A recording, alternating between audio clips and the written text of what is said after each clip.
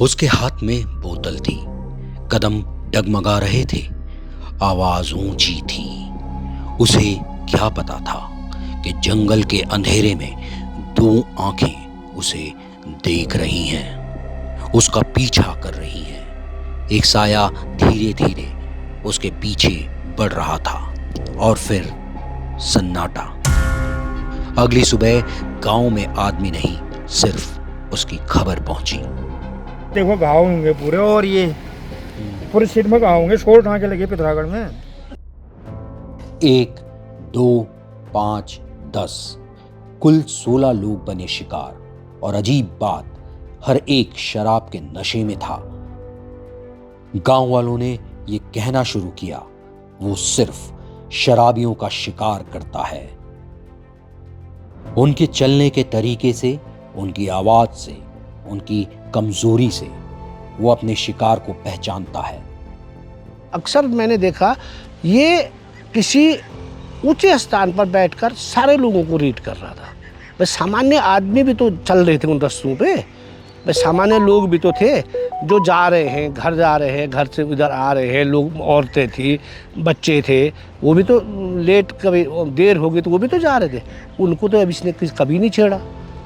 भाई यदि वो बिल्कुल ऐसा ही आदमखोर होता सामान्य, तो सामान्य के लिए तो शिकार से मतलब था ना, तो इसका शिकार से मतलब कहाँ था? तो इसको तो अल्कोहल का वो था ना, इसलिए केवल अल्कोहल वालों को ही ढूंढ रहा था। उत्तराखंड के पहाड़ी जिले पिथौरागढ़ में 2012 से 2014 तक एक शराबी आदमखोर गुलदार की दहशत रही, जिसने 16 शराबियों को अपना निवाला बनाया और केवल एक आदमी ही उसके हमले से बच पाया, जिस पर गुलदार ने उसके घर के आंगन पर हमला किया था। उस दिन मैं बोल रहा हूँ, मेरे को कोई नहीं था, घर आके भी मतलब 2 बोतल लोन दिया, अगले कोई काम था वो लिया था, उनको दे के गया। मैं बोला और दिन मैं किचन में जाऊँगा तो फौजी आर्डर अरे कोई नहीं, उस दिन पियो आराम से तो बैठने वाला, उस दिन कोई नहीं, वो खा के सो गए। मैं गिलास में लेके गया बोल रहा हूँ, तो वो भैया ठीक, अगर प्याज हो रहता तो मैं एक धक्के में तो कहाँ जाता नशे वाला आदमी। तो बोल रहे हैं वो शराबी को अटैक करता, मैंने भी सुना था, लगभग नहीं आए थे ना, बोल रहे थे वो मतलब सब शराबी को, अरे शराबी को अटैक करता तो उस दिन तो मेरे को खत्म बढ़ा देता वो। अगर आप पी होती आपको मालूम है पिया हुआ आदमी रहता है, एक धक्का लगाओ कहाँ चले जाता है वो। ये कहानी है ऐसे आदमखोर गुलदार की, जिसने शराब के लिए शिकार किया। उसे शराब का स्वाद इतना पसंद आ गया था कि वो लगभग 3 सालों तक शराब पीने वालों पर शिकार करता रहा। अमूमन कोई भी लेपर्ड होता है, वो लेपर्ड सर और आंत को नहीं खाता है, और ये सबसे पहले आंत को खाता था और उसके बाद पसली, हार्ड और फेफड़े को। वजह क्या थी आंत खाने की वजह मेन थी कि इसको अल्कोहल का टेस्ट लग चुका था। उसका पहला शिकार उसे आसानी से मिला, एक शख्स जो शराब के नशे में धुत होकर जंगल में ही सो गया और इस गुलदार का निवाला बन गया।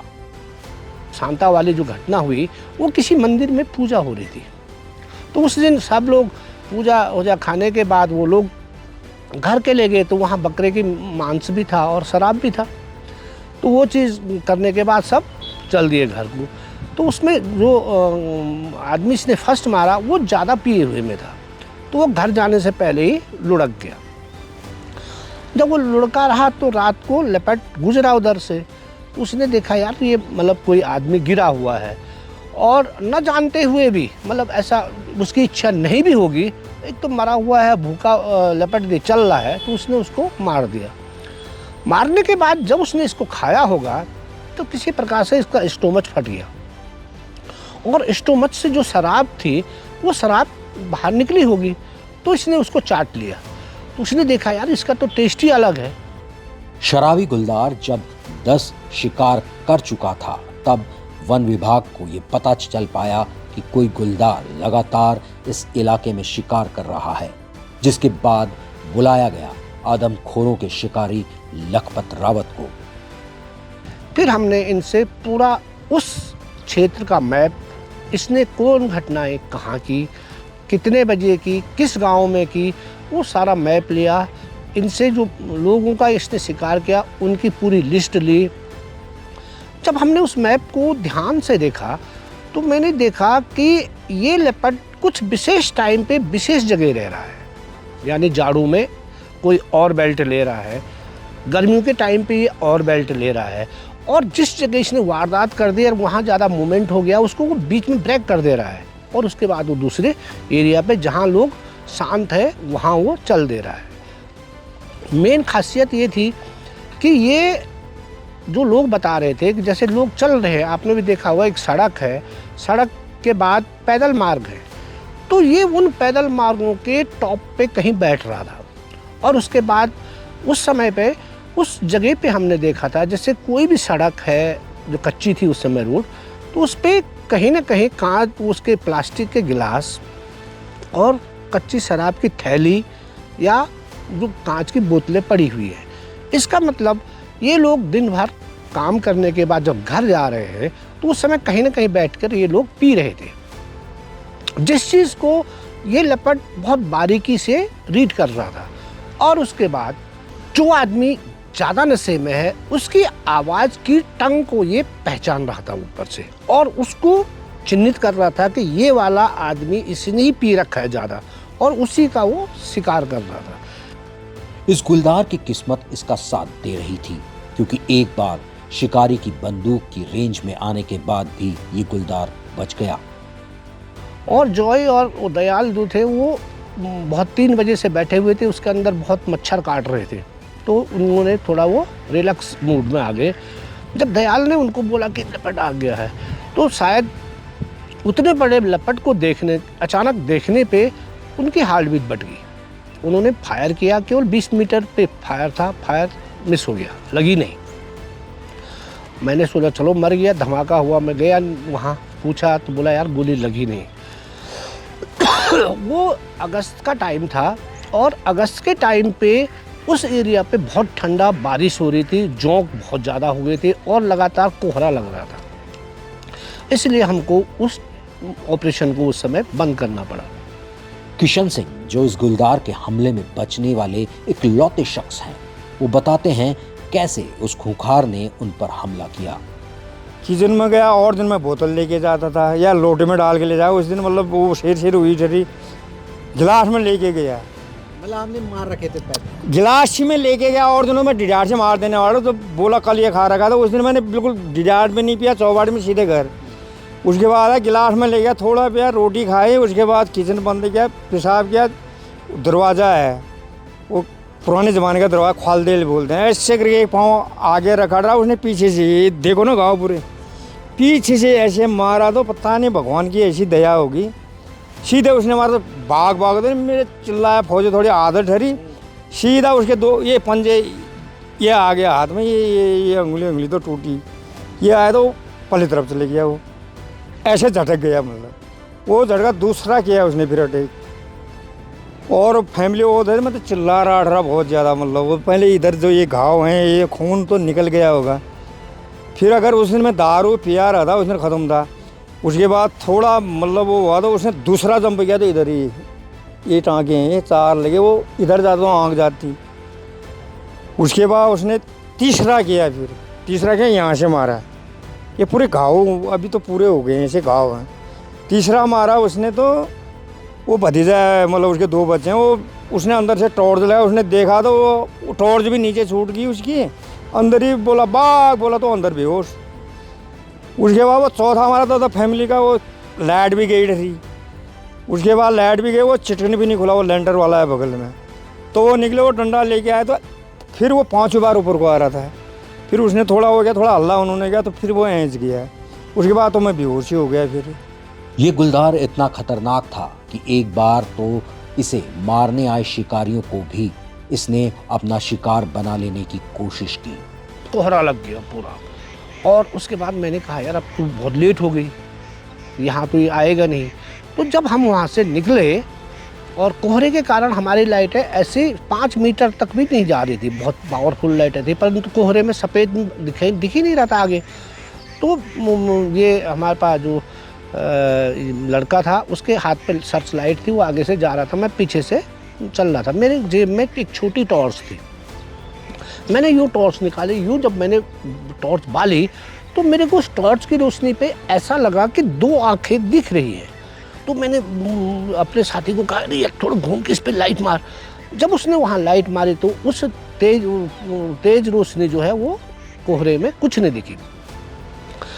मेरे को ये लगा कि ये जो आंखें हैं वो ऐसी तैर रही है, यानी लेपर्ड ने हमको देख लिया था और लेपर्ड अब हम पे अटैक करने के मूड में था और वो उस मैदान में आ रहा था, क्योंकि हम मैदान के नीचे थे जहाँ वो उतार में उस कचड़े को ले गया था।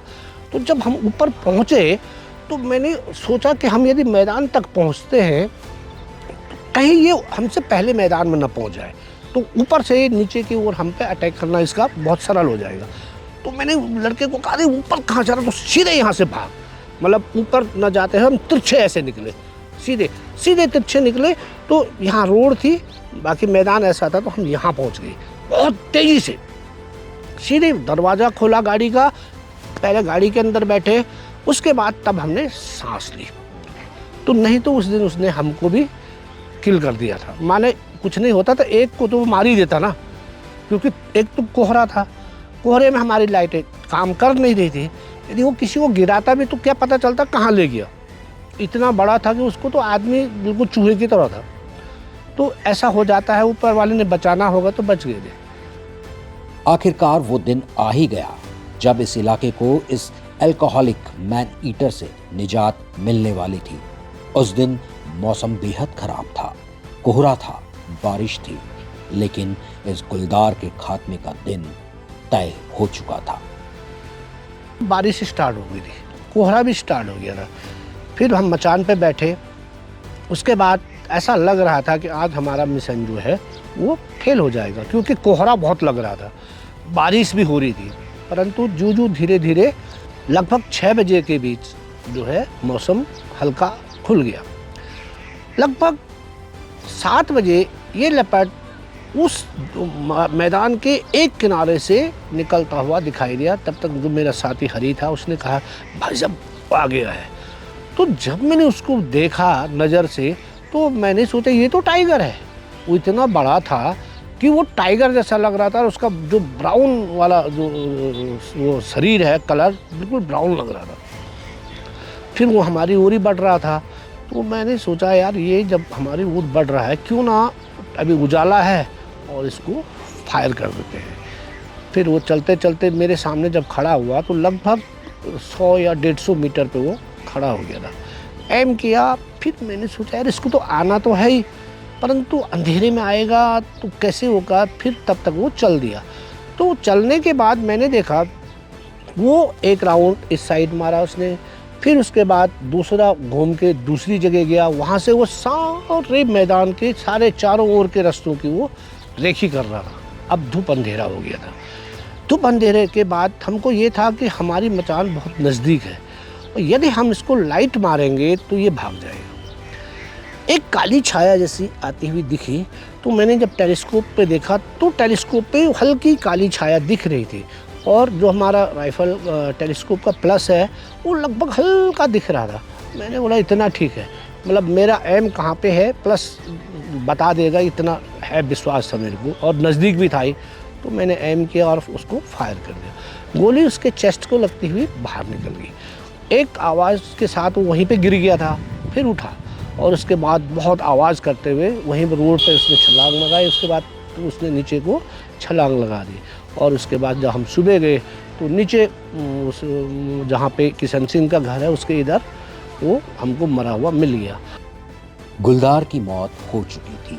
मरा हुआ गुलदार गांव के एक सरकारी बंगले में लाया गया, जहां किशन सिंह भी पहुंचे। उस दिन को याद करके आज भी उनका गला भर आता है। फिर नई जिंदगी नहीं रही, नई जिंदगी रही, वो नई जिंदगी नहीं रही। क्या लगा, मैं बोला अगर मेरे को ले लेता ये पहले तो आज मैं देखता इसको। क्या आया मन में, भाव क्या आया? यही आया कि मैं बचा कैसे। मैं बोला अगर ये मेरे को ले लेता आज देखता मैं इसको। यही भाव अभी भी याद करके अभी याद बोलो, मैं बोल रहा हूँ, मैं जब बाहर फिरा होता हूँ रात को टॉर्च जैसे करके जाता हूँ, मतलब ऐसा डर है उसकी। और ऐसे ही डीडी हाट के शराबी शिकारी का अंत हो गया। लेकिन आज भी इतने सालों बाद इस गुलदार के किस्से इन पहाड़ों में गूंजते रहते हैं।